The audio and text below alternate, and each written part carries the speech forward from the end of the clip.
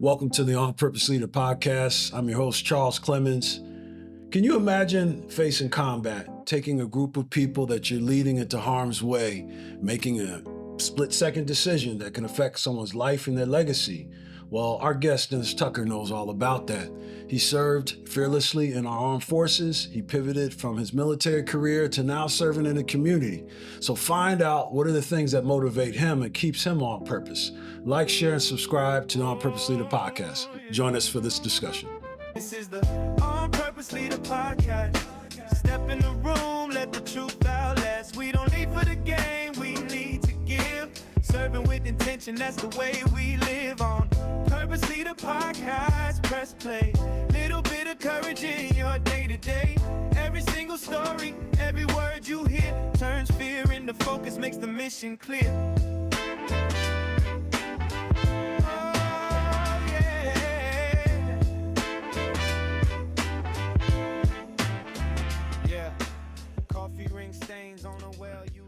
Welcome, Dennis. Thank you, Brother C. Good to see you, bud. Good to see you. Good to see you. Thanks for joining in this discussion, and been excited to have you come back in. We were talking not too long ago about our time at KGLH, the radio program, Mental Health Conversation.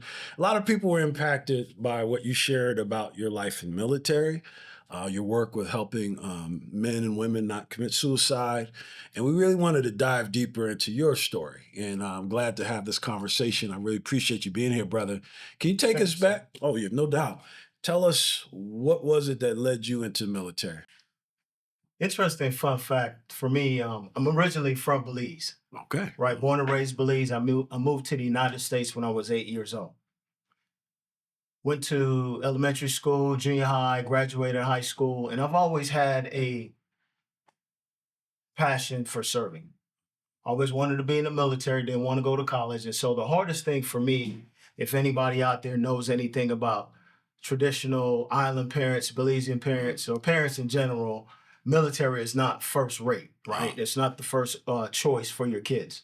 And so the hardest thing for me was really having, at 17 years old, have my mom and dad sign that parental consent and say, hey, look, I'm going to do 3 years in the military. I think this is better served for me. Wow. And I wanted to get out. I lived in South Central Los Angeles, as you know, back in the 90s, heavily gang activity, drugs, things of that nature. Wow. I saw it. I didn't want to be part of it. And so for me, traveling the world was something that I always wanted to do. So what about killing two birds with one stone, so to speak, and just join the military, and I get to travel as well. And so 3 years for me led to re-enlisting. And after that, another re-enlistment. And then finally, 22 years later, 4 months and 27 days, I'm retired active duty, did all my time active, traveled the world 2 times over, had a lot of soldiers under my supervision. Wow. Deployed about 3 times during that 22 years. And then finally, as it come full circle, my last 7 years was in recruiting. Wow. Recruiting command. And because of recruiting command, I got to choose my duty station. And I said, if I was ever going to be a recruiter or a drill sergeant or a warrant officer, because at the time it was 9/11. The planes crashed and the Army was really recruiting heavily. Forces were getting deployed, as you know, and I volunteered to get deployed. Wow. The Army came back and said, no, we need 3 things. We need recruiters, we need warrant officers, and we need drill sergeants. Wow. I put all 3 packets in and I said, whoever called me first, that's what I'll do. Recruiting command called me 2 weeks later. I did a telephonic interview, went to recruiting school Fort Jackson, South Carolina. And because I chose to be a recruiter, volunteered versus being voluntold. All right. I chose Los Angeles for my recruiting command. Wow. And so I get to recruit from the areas in and around LA County with the young men and women at this time. And so my last 7 years was in recruiting command. Wow, that's amazing. Hearing your story and hearing the decisions you made along the way is fascinating. I'd like to dive in a bit deeper. First, when you mentioned that you had a mind and a heart for serving, and yet you knew your mom and dad may not have approved or been on board, what was it like walking through that process of first discovering this is for me, And then the people that are closest to you, not really on board at first. Because Yes. for some people, and our show is called On Purpose Leader Podcast, many people don't live into their purpose because sometimes they just go along with what everybody else expects. Exactly. And mom and dad who've been there for you, ride or die, that had to be some kind of a pressure to have that conversation. So what was it that was in you that led you to be able to respectfully disagree and still pursue it? That is an interesting question because it didn't come full circle until I got back from that deployment. And I Well, took leave and came home. okay. Right. And in my house where I lived, right, 2-bedroom, it was just my mom and dad, myself and my brother, and we shared a bunk bed. Mm, Well, my mom had that little apartment packed as wow. my welcome home from Desert Storm. Wow. But it came full circle for me because when I was a recruiter and understanding that I'm recruiting young African American men, young Mm, African American women, Latina women, yeah. Latino men, Yeah. because in my opinion, the military helps everyone. It is an Mhm. absolute, what I would call combat multiplier to anyone's life. Wow. Whether you're talking about financially, whether you're talking about learning a skill, Hmm. mastering that skill in what they call MOSs or military occupational specialty, Hmm. taking those specialties and transitioning out the military Mm, and building on that subject matter expertise, that subject matter expert who you've become. yeah. So yes, it was tough for my mom and dad Mm, coming back. hmm. It was tough to say, as a 17-year-old young man graduating high school, Hmm. my son is going to basic training. And at the time, if you remember, back in Mm, September of 1990 was when I first joined. wow.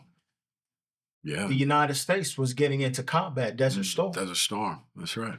That was the And time. so while I was in basic, combat was going on or Mhm. being initiated or started. Wow. And so I graduated in December. I went to Fort Benning, Georgia. We did our training there in Georgia as well.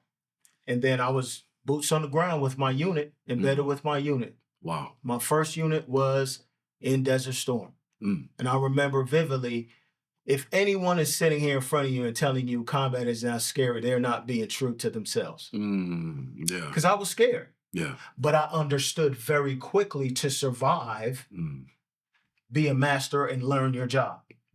wow.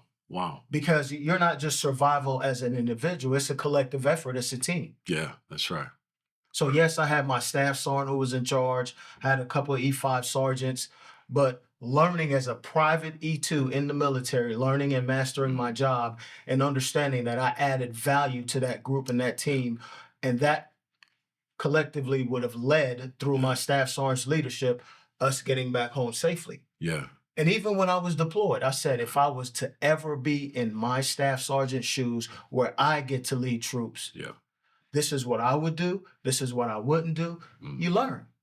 You pick and choose who your leaders are. You can't pick and choose who your leaders are, but you learn from Learn both sides. Yeah. Good, bad, and indifferent. And that is what sort of molded me into a leader in the military. Wow.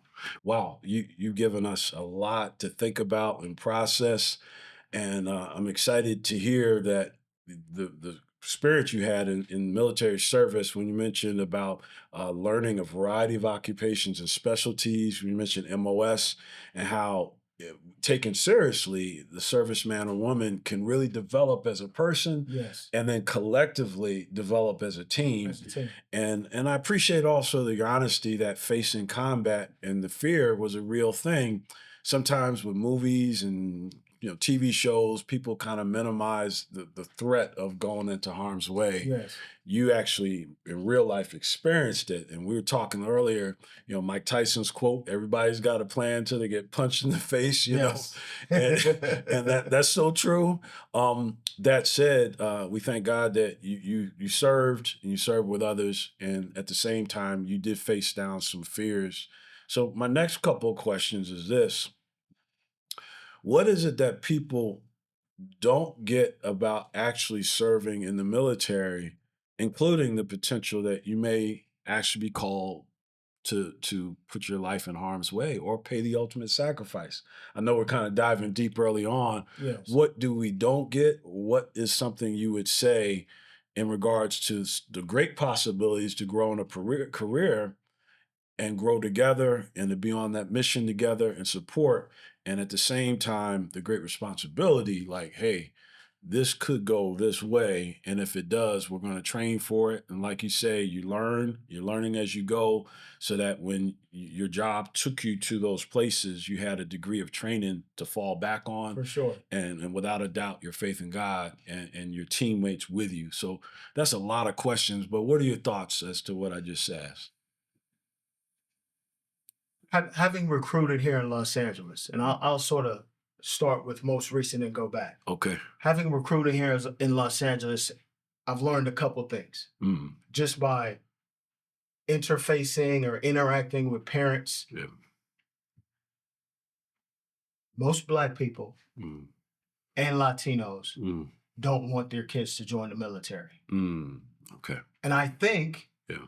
that's because they don't understand what the military can give Mm. as far as support, Uh, as far as resiliency, as far as building a man, yeah. cultivating manhood, Building them up. Yeah. building them up, Yeah. as far as independence, Mm. as far as financial literacy, Wow. as far as employment.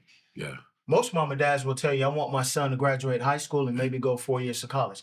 Totally agree with that. Nothing wrong Sure, with that, Sure. right? What happens after 4 years of college? If that's not He a or she career. probably has about $200,000 in debt if they don't have a scholarship, Bingo. right? Yeah. Mm-hmm. That probably falls on mom and dad. Mm-hmm. And Yeah. most of us are working class people. Mm. We're not born with silver spoons in our mouths Oh yeah. and can just wipe out $200 in debt just that quick. Yeah. We pay payments every month, Oh yeah. Oh, yeah. right? That's true. The Army can wipe those Mm. with the loan repayment plan. You can join on the loan repayment plan, Mm. right? Right on. I personally joined the Army because I wanted to travel. Mm. During my time in the military, I learned very quickly this is way bigger than traveling. Mm. This is about resiliency, building manhood, Yeah. having my own paycheck every 2 weeks, Yeah. right? Paying my own bills. This is about independence, Yeah. learning how to pay my car note, Yeah. and having the insurance and things like that. Yeah. Most people don't want their kids to even leave Los Angeles, Yeah. Yeah. much less think about go to basic training, Mm. be stationed somewhere across Yeah. the world, in Korea, Yeah. in Japan, in Germany. Yeah. Wow. How about going to those places and learning a language, Wow. learning the culture, Culture. learning foods. eating foods, Yeah. learning Experience of things. different experiences. Yeah. Yeah. And you do that with your Mm. band of brothers or sisters in the military Mm. because Yeah. they have loved ones at home too that miss That's it. right. That's right. But there's always a phone. Yeah. There's always emails. That's right. There's FaceTime. Yeah. You can talk to mom every day from Germany. Wow. That's right. Right. You know, it go. doesn't stop. What we do in Mm. our day-to-day lives here in Yeah. Los Angeles doesn't Yeah, stop. That's right. We're talking about building a young 18-year-old young man or woman. That's And they right. don't have to serve 22 years like me. They can do 3 years and have all the benefits Yeah. that's afforded to them Yeah. by the military Yeah. just from their service. Wow. And leave with skill sets. And leave with a skill set. Yeah. right? And greater And character. so just think about it, right? Yeah. Even that young man and woman at 21 years old after they've done Yeah. their years in the military. Yeah. Or I'll even go further. Let's say that young man or woman goes to college. Yeah. Wow. So now he or she is about 21, 22. Mm-hmm. Even that 22-year-old Wow. does 3 years, 4 years. Yeah. They're still Wow. ready for the world Bingo. at 22, 26. But now they have skills Yeah. that employers want to hire Yes. That's right. versus their counterparts that Uh-huh. went to college with them Yeah. and was looking for a job. And not proving in their And not skills or proving character. Any necessarily. skills they don't have. Yeah. All they have is a college degree. Yeah. Well, I got a college degree too. Plus, oh, by the way, sir, ma'am, Yeah. I've done 4 years in the military. Mm. I'm a communications expert. I used to, Yeah. I'm an MP Yeah. or I'm a cook Yeah. if you want to expand Yeah. on your culinary skills. Yeah. And so now I am more marketable, or he or she is more marketable than Bingo. that peer that Yeah. they went to college. Nothing, I'm not taking Sure. anything Yeah. away from that young Yeah. lady or that Mm. man that went to Sure. college. But now we're talking Yeah. about combat multipliers, Ooh. things that's going to set you out above your peers. Well, the peers. Yeah. All right. Wow. It's still a marketing world out there. Mm-hmm. And what better way to market your son? Now, here's the downside, folks. I'll be Sure. the first to tell you. Sure. All branches deploy, Mm. That's not just the Army or the Marines, Across because the back board. when I recruited, that was a stigma. yeah. all 4 branches to include the Coast Guard Yeah. deploys. That's part of it. Right. Yeah. So let me put that out there to the audience, because a lot of Yeah, please do. Yeah. men and women and parents think, no, join the Air Force or the Navy because they don't deploy. Yeah, we've heard that. They do too. All branches, folks, Yeah. deploy in some way, shape, or fashion. Mm, Because that ship that's in the middle of the Yemen, yeah. that's a ship that's deployed. Yeah. Yeah. Right? They have service members on that ship, and that's their mission. Yeah. Peacekeeping or not, they're still deployed and they're still gone from their families. Wow. Right? Wow. So just to kind of summarize, I think for me, and one of the big things is leadership. Okay. Yeah. And you cultivate your leadership as you build years in the military. Mm-hmm. That leadership is cultivated through Yeah. the service members you serve alongside, the soldiers you supervise, Mm-hmm. your different assignments in the military world, Mm-hmm. good, bad, or indifferent, whether that's in the medical field, in the combat arms field, Yeah. in the MP field, in the culinary field. You learn from your different Learn MOSs, from all. and you Yeah. learn from all. Wow. You get promoted, you move up, different levels of responsibility. No different from corporate America. You started out as a, Yeah. let's say, talent acquisition specialist, and now you're a manager, and now you're a director, and now you're Yeah. a deputy officer, Wow. right? Different levels of leadership, more years under your belt, more people to supervise, more equipment to be in charge of. That's awesome. I'm hearing over time that body of work and that leadership development that's happening from what you're learning from instruction and practicing it within your area of service Yes, sir. is building you up. And thanks for dispelling that as to what branches are deployed, which ones aren't. You were sharing about just seeing the world. And as you were describing how your experience in the military really broadened you, gave you a bigger perspective on life. Can you share some of the places that you've been that when you think about, it might be a funny memory, happy memory, or even something that was kind of blew your mind? Any places that you went to that you had never dreamt of going to that military service afforded that for you? Sure thing. 2 places I was Mm. stationed overseas. Wow. Stationed in Korea twice. Where? Okay. In 95, I went to Korea 95 to 96, and then I circled back to Korea in the late 2000s. Mm. And then after Korea, I went to Germany. Germany. Okay. And so because Korea, funny story about Korea, I've always heard of monsoon season, Okay. right? That's when Yeah. it A lot rains of rain. all the time. Yeah. Well, this particular year, it rained a lot, Okay. okay? And we were training in the field. I was field artillery, and we get down and dirty for those of those in the audience. Field artillery, these are your 13 Bravos. We shoot big guns, Wow. the tanks. Okay. And so, and that's the combat arms in the West. When I first joined, it was 13 Bravo. And so we're in the field, we're training, and it's raining, and I get out my gun, my weapon, and I jump off the vehicle, and I jump in mud that's up to my knees. Wow. And that was so funny because you can hardly walk. Yeah. You got mud all in your Oh, boots, man. all in your uniform. But that's part of the training. That's what makes you. That's what builds resiliency. That's what shows you. Yeah. Don't get too comfy and cozy in your lifestyle, because when things hit rock bottom, You gotta or you have adverse conditions, how will you adapt? Wow. Right? It was a great time. Yeah. Yeah. It was a great time because it was part of my training. It's what built me. Yeah. And how you going to function in mud? Because Yeah. when you go to combat, Yeah.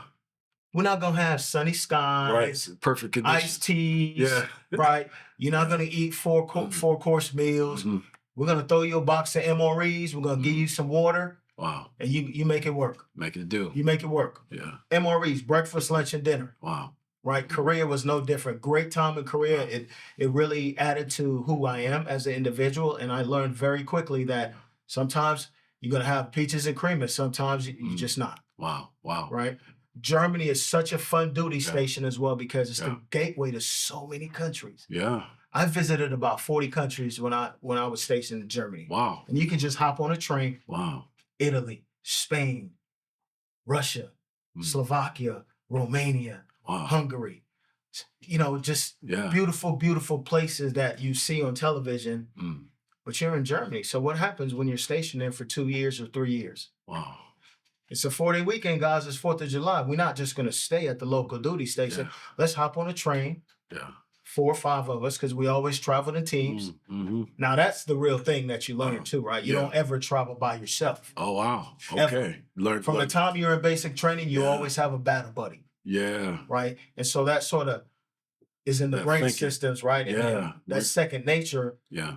that correlates to when you're at your regular duty station. This is years in the military. Wow. After 10 plus years, Yeah. I've always had a battle buddy. We traveled in groups. Somebody has your back Somebody and vice has versa. my back, I have their Yeah. back. Okay. Things may not go so well when you're having fun. Mm-hmm. Car may break down. Sure. You know, you have someone that can always assist. Wow. Wow. As you're describing these experiences and giving a picture in my mind of those life lessons that the military gave you, you describe one, hey, it's not always sunshine and rainbows in life.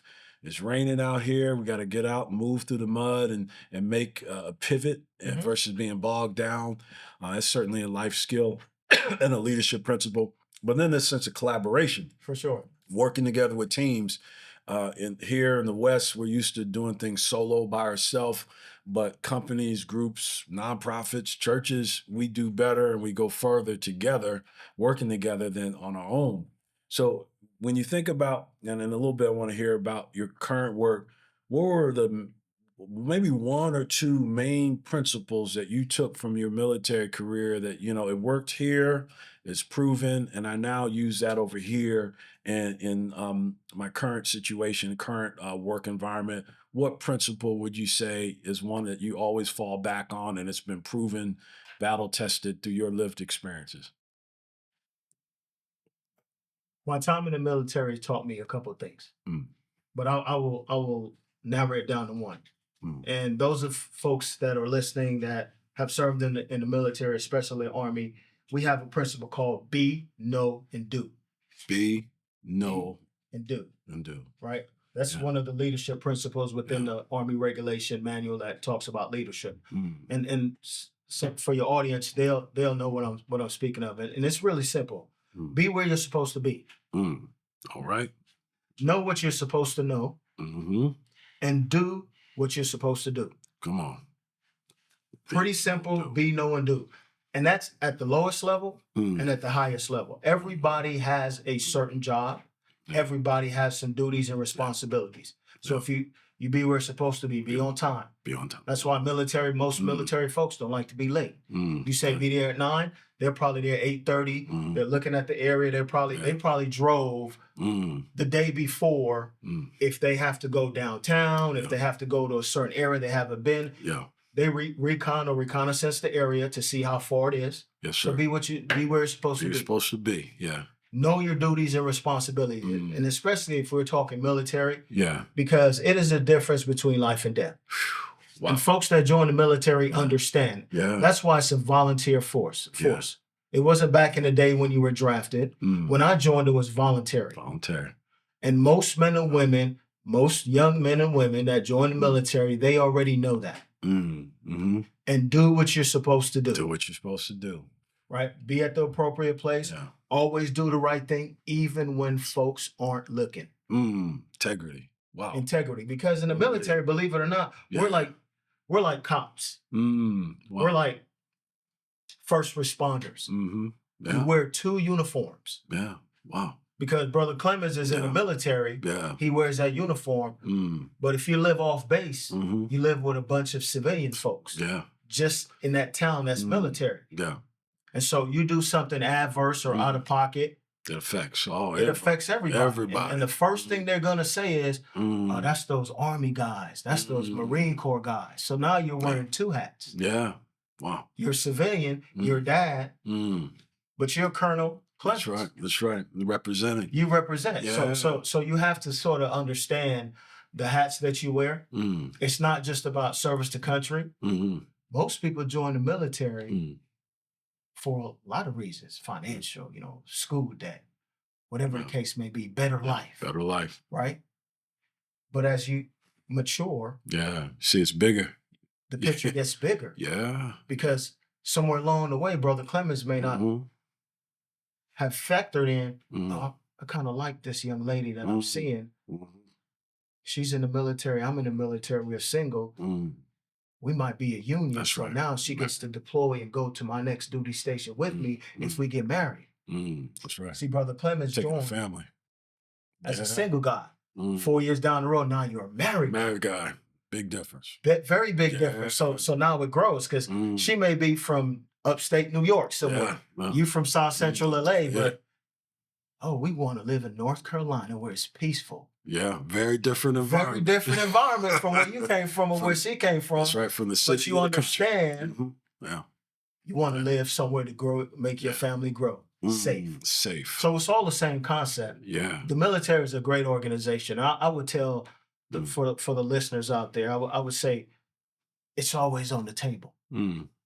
It's always on the table. Appreciate Do not be one of those parents to tell your kid, your son and daughter, they can't join the military because just like you know the golden rule, right? Sure. When you tell somebody they can't go this way, they're gonna do it anyway. They're gonna do it anyway. They're gonna do it anyway. They're gonna do it anyway, right? And so have that conversation. Yeah. Be open. Be open to at least have a conversation with your young man or your young daughter, because that's a viable option. I appreciate this conversation, and we've been having a good discussion. It dispels a lot of the myths about the military. For sure. And you know, we're in an age where there's a lot of misinformation, and so sometimes people can hear something and run with it. And from your lived experience, as well as the actual policies that you function under military, you're given some viable options. And you mentioned the school debt piece. That's a big thing for our young people who are going to college. And so I appreciate that. Let's pivot a bit towards the work you do now, and excited to hear you're making an impact with the community and in service of veterans and those who are houseless. Could you share a bit about what your current role is, and maybe even tie in how what you've lived through and done as an on-purpose leader, how it's affecting your community work now? For sure, and thanks for asking. In my current role, I work at LA Metro. LA Metro is the third largest transportation agency in the United States. Wow. 10 years ago, when I was hired at LA Metro, I ran a small veteran hiring initiative. I was hired there just specifically for that role.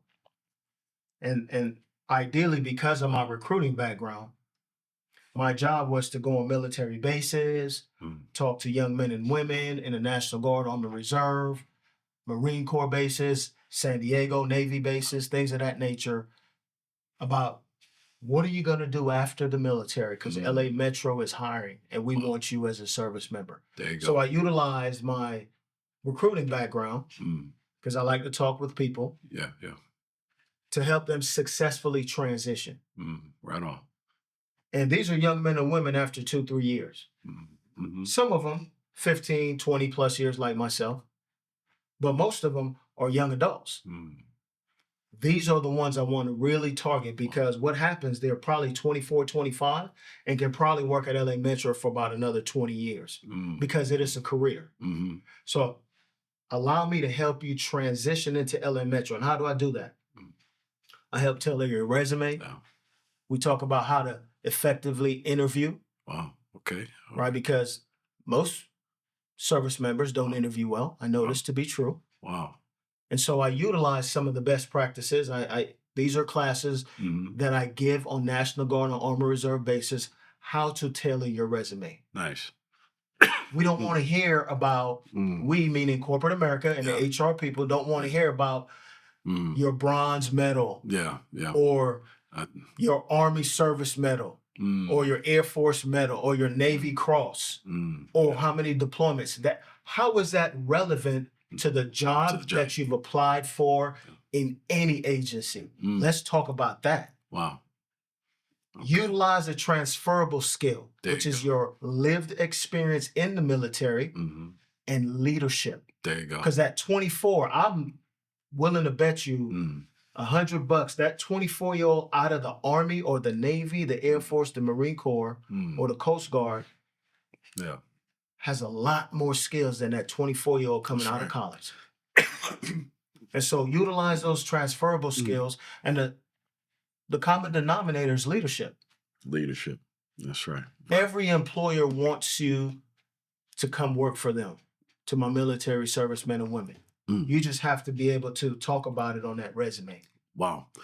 So we had this conversation about employment, and I'm glad to hear your work with LA Metro. And I'm thinking of young people I need to send in your direction, including in my family. And there's been a lot of conversation about the truth of what's available. Yes. And you even shared your journey with your parents. God bless them, that you had a vision to pursue military service, and their perspective was a bit different. Supportive, though, in the same way parents here may have a myopic view of what life in military is, Mhm. and you're helping to broaden that. And then even further, LA Metro, and you're right, third largest in the country, a lot of opportunities. For sure. And this thing of employment, and for the listeners, the military is facing a high suicide rate, Yes. which is unfortunate to say the least. The great work that you're doing, and we thank God for you, brother, is that you're helping to provide resources to help bring that back. And a big part of it is helping men and women who were active in the military. Yes. And you described a financial downturn that many sometimes face, and they may not be in the best financial circumstances, and that having a job will help them to not only reintegrate into society, but kind of stabilize them. Could you walk us through that part of your work with those who sadly are considering suicide, Mhm. and more importantly, the solutions for it, and even the work you do now with veterans, with the community, to give people another way, a way to live, thrive. And can you walk us through that? Because I know there's a lot to that conversation. Yes, yes. Yeah, go, please share if you would, brother. So, in my current role as the manager in talent development, Mm. that's the department I work in. I run a small program. Again, I started 10 years ago as the veteran hiring Mm. manager, Veteran hiring Right. manager. Mm.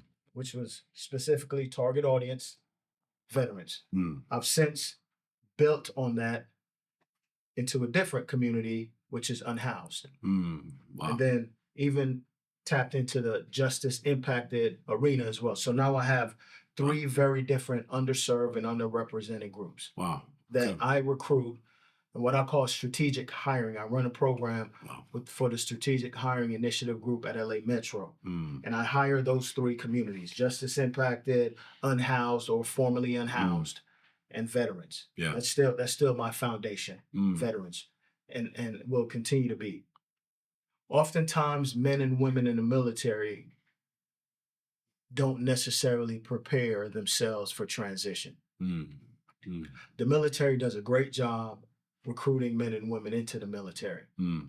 And just in the last few years, they understood that transition outside of the military was a problem. Mm. And Okay. that was one of the additives to suicide. Wow. We're not ready to leave, and now we're here. Well, not only that, not Yeah. being employed outside the military, Not being because employed. don't Yeah. understand, the military is a profession, a very extraordinary profession, a good one, Yeah. in my opinion. Yeah. And there are going to be some people in your audience that agree with that, and some that don't necessarily agree. Mm. Again, Yeah. different strokes for different folks. Gotcha. right? Yeah. For me, it was a great experience Yeah. because I took from my bad leaders and my good leaders. Mm. But I understood at some point, Yeah. like every service member is serving right now, at some point, you're going to hang the boots up. Yeah. It's Yeah. time for you to exit stage left. Yeah. And the United States Army, Navy, Marine will say, "Thank you, Brother Clemons. Yeah. You did your time." They'll give you a Appreciate you. nice little plaque, Yeah. right? Depending on what your rank is, and they're gonna send you about your merry way. Yeah. Wow. So what Brother Clemons does Yeah. after post-military is totally on you, Saw him. but it all starts with you Mm. because you have to think, okay, I got 12 months left or 18 months remaining on before I retire. Mm. I got a wife, I got 2 babies, That's I right. got 2 dogs, I got a house. Yeah. My wife got a car, I got a car. Car payments. Yeah. Those are still, you're going to see those every month. Those are your Sure. monthly due outs. They're coming. Oh, So yeah. what is Brother Clemens going to do, Mm. or Brother Tucker going to do post-military? Yeah. And I think for me, Yeah. I'm a very big proponent of employment. Mm. I understand Yeah. suicide, you need resources to support Mm. folks that are thinking about suicide and suicide prevention, things like that. Yeah. I advocate, Yeah. and probably maybe one of few people Mm. on the employment side. Yeah. Because if a man or a woman has a job, Yeah. they have purpose Think every day. it's every day. Every getting day. getting up to do something that they love, or I would much rather Yeah. say to you, man, I don't feel like going to work. Yeah. But in that same sentence, I can say, but I got a job. But I got a job. I gotta go to work. That's right. There Right? you go. So Yeah. so versus I don't have a job. And then you're left to. And then you're left, you still got those monthly due outs. Mm-hmm. Yeah. And you're chipping away at your savings that you've built. Mm-hmm. And the pressure. It's not that you're not looking for a job. Yeah. You're used to band of brothers and band of sisters when you were in the military. Nobody's helping you when you're back in LA now. Now it's even though all there's a you. bunch of military service members. Yeah. Yeah. Everybody's in their own lane doing their own thing. Wow. Right? They may say, hey, Brother Clemens, go over here and see this person. But they don't say, go see this person. Tell them I sent you. This is what you need. They owe me a favor. Yeah. Right? There's just as I'm hearing this, that sense of isolation. Yes. You go from collaboration, team, support, resources, all of a sudden to the individual. It's all on you. It's all on you. Yeah. And it was easier in the military because, you know, your wife knew. She probably, you know, took care of the payments and things like that. She know every 2 weeks you're going to get paid, or once a month. Clockwork. Right? Yeah. Every time. Because Yeah. you got about, you're enlisted indefinitely. So when you decide to get out is when you're going to get out. Wow. But that day is coming. The day is coming. And how we prepare. And the military hasn't done a great job over the last, I would say, 10 years, because they kind of turned the tide or turned the corner over the last 10 years of helping you now transition out the military and getting you set up for success. They only started that a few years ago. Wow. And so the suicide rate, of course, will be high. Because let's think about the cost of living in Los Angeles. Yeah. It costs to live out here. It does. Especially if you live downtown or in the LA area. Oh, yeah. You're gonna Most smart people like yourself go to travel. Yeah. Right. Commute. Understand. Got you. Yeah. But the cost of living is high. Yeah. Whereas I was living in North Carolina, I was living on base. Yeah. It was safe. I didn't have to worry about anything where a roof will be over my head. But now you back in the city. It's a fraction of the price going way out. You back in the city. My goodness. And so for me, I always. So one of my jobs post-military, I was a veteran advisory commissioner for the 2nd District in LA County. My job, along with my other commissioner for veterans, and it was about 300,000 men and women in LA County. So a little backstory, there are 5 border supervisors. Each supervisor has 2 veteran advisory commissioners that report to them. They have all these different areas that they cover, right? Yeah. And they have people like me that cover the specific area. My area was veterans. Wow. So myself, and I served with the lieutenant colonel, and her and I served alongside. And so we served in the 2nd District. Wow. What I learned in LA County was Department of Mental Health likes to sort of push mental health. And that was a stigma for me, because not every veteran has mental health. That may not be the issue. That may not be the issue. Yeah. How about you address his or her employment needs? Bingo. Yeah.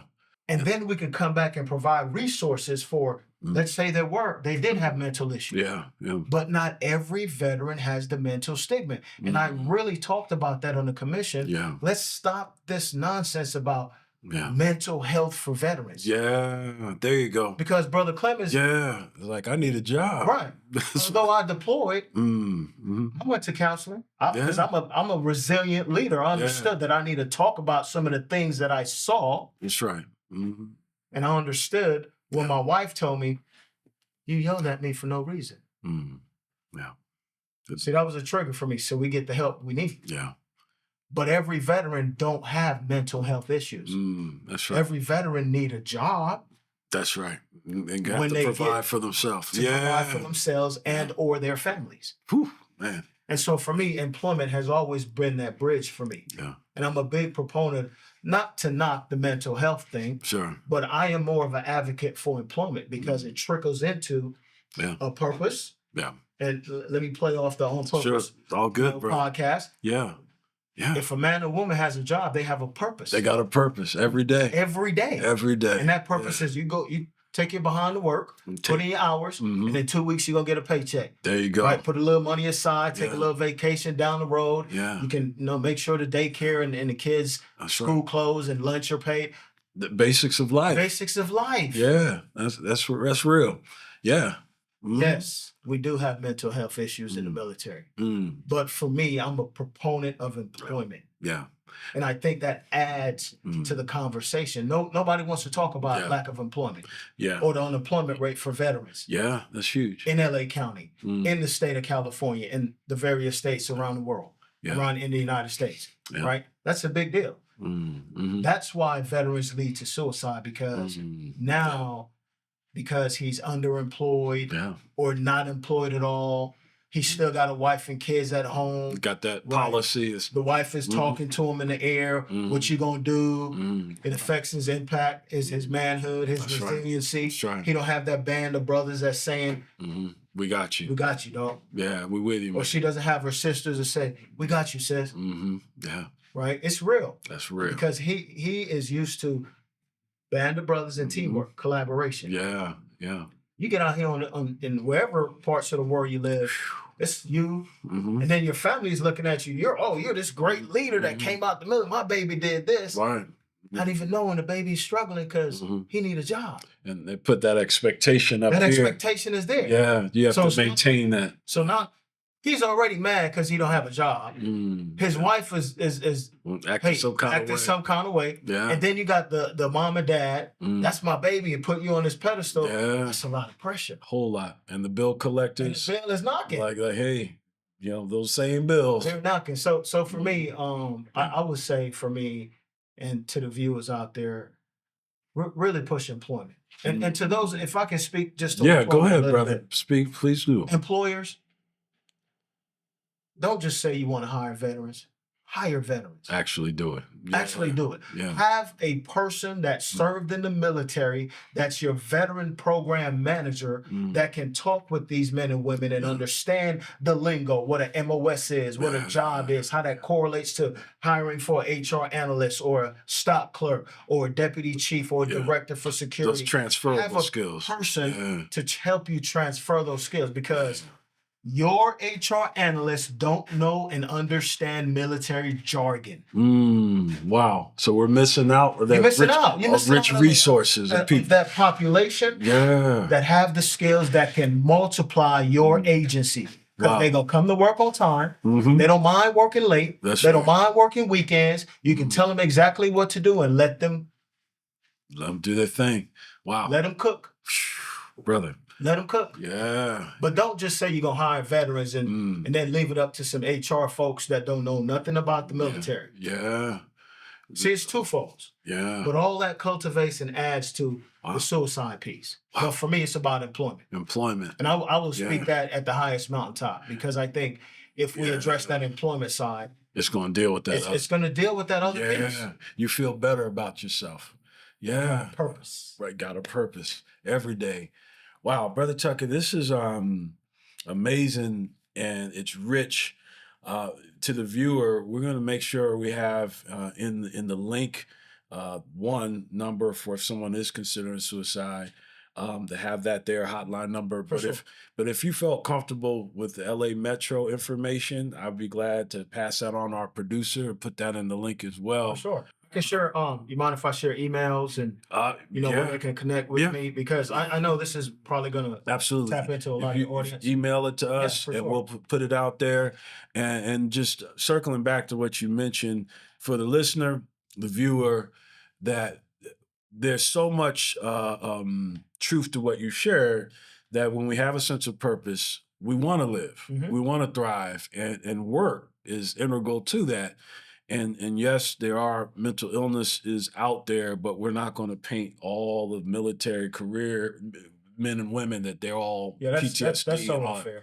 And it's almost like sometimes in society, it's easier to just kind of label somebody and then kind of turn away from it versus like, whoa, this person has had a standard of living, they've served our country well, and now leaving the military, they're trying to pick up on a new phase of life. And Yes. so the work you're doing is commendable. It Thank you so calls much. us to do the same as well.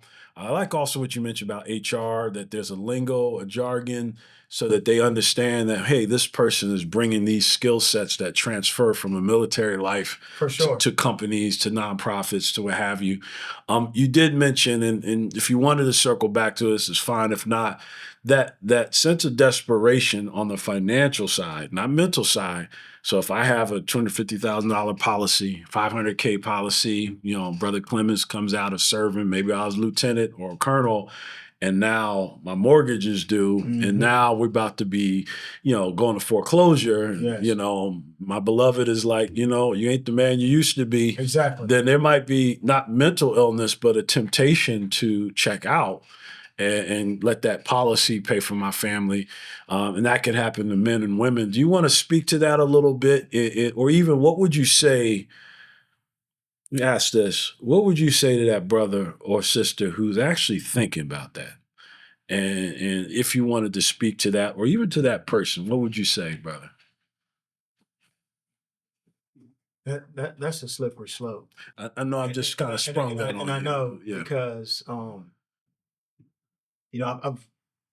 known some military men and women that I've served with that I'm have sorry. committed suicide. I'm sorry, brother. And so for me, I would have loved to them to talk with someone, Okay.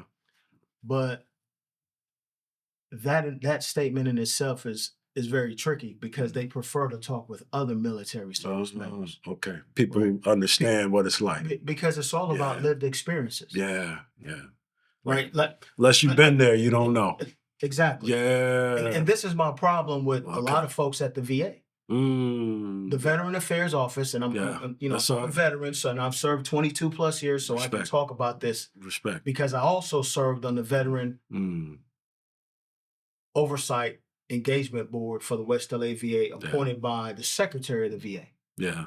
And so I know all about the West LA VA, the Yeah. master plan of the VA, the medicals at the VA, things of that nature. Yeah. My job was to make it a lot more accessible for veterans. Yeah.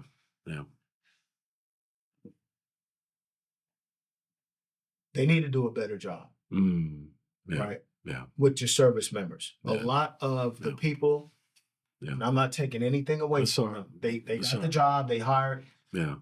but they don't have lived experiences. They don't know. They're civilians that work for the VA. Yeah. It's different. You've lived It's this. very different from Brother Clemens as Lieutenant Yeah. Colonel. Now he's a director at the VA. Yeah. See, Brother Clemens know how to put on the boots and strap put the Yeah. pants on and go on a deployment and come back safe. And Yeah. he know how to Yeah. issue that bad news if he have to. Yeah. He knows what it's like. Whereas Yeah. most of the civilians that work at the VA, and we love them, Yeah. but they don't have lived experiences. It's theory. To us, Yeah. to them, we're just Yeah. okay, let me help this. Yeah. To your point from the last conversation we had, Yeah. he has mental health issues. Just yeah. And so yeah. they just see you as a diagnosis versus a comrade, a brother in arms, or speak sister. to that veteran. Yeah. Get to know that veteran. That's real. That's real. Right. If you're my patient Yeah, that's right. and my job is to help you get better, I have Yeah. to know what makes you tick. What makes you tick? Yeah. What's that's real. troubling you? Yeah. Let's get to the root of that. That may take 1, 2, maybe 20 sessions, Yeah. right? Yeah. But it's my job ultimately to give you some fixes and some tools to say, Yeah. I need you to be aware of this.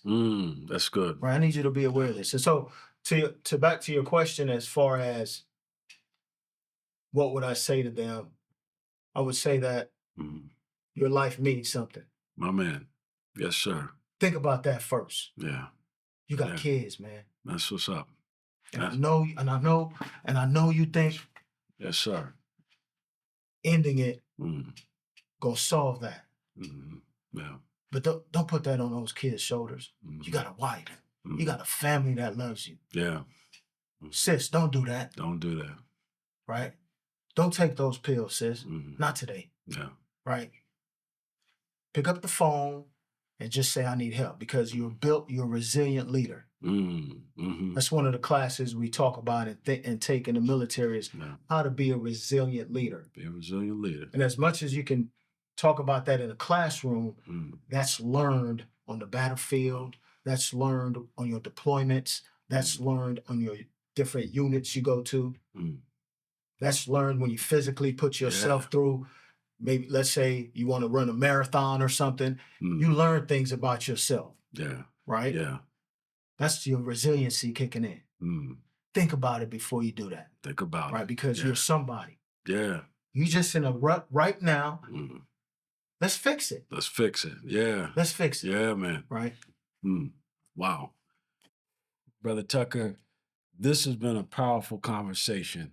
There's so much life lessons you've shared. Yes, sir. And not just for the viewer, I'll say this for me.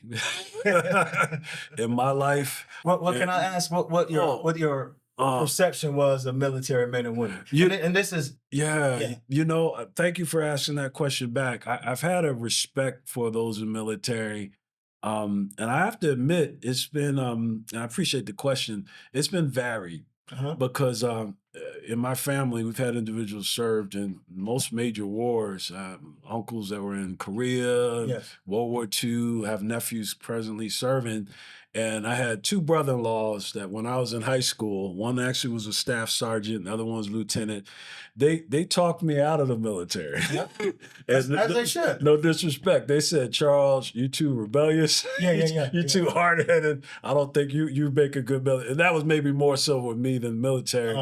And then as I shared earlier, some of the brothers from around the way served in Vietnam, some of my mentors who really wanted a life for me, they had mixed opinions. Some of them were like, yeah, the military is the way to go, Charles, and I could see you in there, maybe be a chaplain. Others, because of their experiences, were like, nah, Clemons, I don't think that's good for you. So it was always kind of a mixture. Yes. And now having adult children who are considered in the military, I'm grateful to hear the truth from your experience.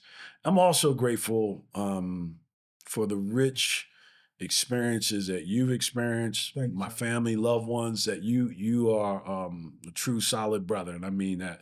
And also solution oriented too, because some of the brothers I grew up with around the way, they were like, Charles, you can do this, you can do this, you can do this. Kind of like what you know, and they say you got options, because in the neighborhood I grew up, there was people on the block selling drugs, doing this and that. And if you were studious, you were kind of considered a nerd. So was I, by the way. Yeah, you know. So the military seemed to be a doorway to a better life, depending on, you know, circumstances. At least that's what I was thinking. But today helps shed the light about the opportunities and also the realities, and also outside of military, hearing the transferred skills. Yes, sir. So I do believe, and I've seen this in my loved ones, that when you go through the crucible of a difficult time with a band of brothers or sisters and you let it shape your character, and then you have opportunities to grow and learn, those skills or subject matters that you become an expert in, they transfer in life. And so part of the conversation we're having here, I'm happy here now, is that your sense of purpose in the military impacts service to the community now, and it's still going. And I'll be sure to send some folks your way. My man. To your point, Yes, sir. I would even argue that because you're rebellious, you would be great for the military. Right. I'll keep that in mind. Right. No, because and let me ask you this though. Sure, go right ahead, brother. Obviously, you're a man of high faith. I try. You're a pastor. I've served them. I served in chaplain. Wanted to do that for a very long time. For some time. Yeah. How long? Since I was 21. You'd have been a great chaplain in the military. Yeah, I've often thought about that. Yeah, you could have been a great chaplain because, in my opinion, they don't have too many African American chaplains. Okay, I didn't know. Huh? And funny thing, I learned in my later years in the military, chaplains don't necessarily carry a weapon, because I know that they have a service member, like a bodyguard Like that's assigned that's to assigned to every chaplain. Mm, He's the one that protects the gotcha. both of you, even on deployment. So you may be a chaplain, Mm, and your weapon is obviously the Bible or the yeah. Quran or Sure. whatever the good Yeah. book is that That whatever the particular chaplain. denomination he or she is, right? That's your weapon. Mm-hmm. But you have to realize you part of a bigger army. Yeah, attached to it. So Yeah. it's always about tactical Mm, presence. yeah. And so you'll have a soldier assigned to you that's your chaplain's aide. Mm, He's the one that's the expert on the weapon, mm. you know, things of that nature. And so Wow. that's kind of like your Wow. bodyguard. But you would do great. You would I do great. appreciate that. I appreciate The that. military Wow. is a great organization, extraordinary profession, in my opinion. It's a jump starter Mm. for a lot of, especially African American men and Wow. women. Wow. Yeah. And I see that in the communities, and I'll share this last story Sure. before I get Go off right, go right ahead, this brother. podcast. I remember I was recruiting in Long Beach one day, and I went to a parent's house, Mm. single mom, and the young lady was 18 years old. She was at Long Beach Poly, graduated from Long Beach Poly. And I went there, and she was 18. She didn't need a parental consent. Wow. The way I recruited, I always said, if a young person, 17 or 18, come to see me Yeah. without their parents, that's not good recruiting. Oh, okay. I could have easily recruited that young lady, and she could have been on her merry way. I said, I want to sit down with your mom and dad. The whole family. Yeah. Right. To Mhm. make sure they understand this is a decision. You want to kind of see where it goes. Mhm. So I go to the house, and she has about 3 other siblings. Mm. Single mom. So it's total of 4 kids and a Yeah. mom. Yeah. And they live in this 2-bedroom. And we talk about, and she's like, well, why are you here? Right. Mm. So I already felt like I wasn't welcome. Mhm. Yeah. We kind of navigate through that. Yeah. Not a big deal. I'm used to adverse conditions. This is no different. And the parent literally said before we even sat down, she ain't going nowhere. She gonna help me take care of these babies. Mm. Wow. Wow. Decided for her from the jump. Yeah. Yeah. Not only that, but did you Yeah. feel the impact of what she said? It was the 18-year-old's daughter responsibility to take care of her siblings. Wow. So as much as, and I didn't even get into Mm. when we talked in my office and Mhm. on the school campus in front of her counselor, Mm. because I never talk to kids by themselves, Yeah. that she wanted to get out that same environment. Mm. That's right. I want to see the world. I want to travel, but my mama ain't gonna let me. I said, let me talk to her. But she was right. And that mom, and bless her heart, that young lady never joined. But I will tell you, the few years after I sort of visited the recruiting station that I supervised down in Long Beach, that young lady is still with mom today. And To this day. To this day. And it's years later. That's unfortunate. Right? And that's an unfortunate story, right? That's But right. I share that because a lot of, in the Black and Hispanic community, that's the mindset that we have. Wow. Single moms, Yeah. especially, Wow. they don't want their kids to leave because it's their responsibility to take care of their siblings. Ooh, that itself, I mean, that's an impactful story on Yeah. several levels, and maybe that's an even larger That's a discussion. larger discussion, right? How kids are being parentified, like dad isn't here, so you're gonna be the man of the house. Exactly. You know, I'm alone, so you're second mama, and then what happens to their purpose? It's a fascinating concept. Yeah. And I learned that was a great recruiting lesson for me Wow. Wow. because it taught me how to, the next parent that I ran into that was in that situation, Yeah. Wow. because I was stuck. Mhm. And I'm not a person that gets stuck on words. Yeah.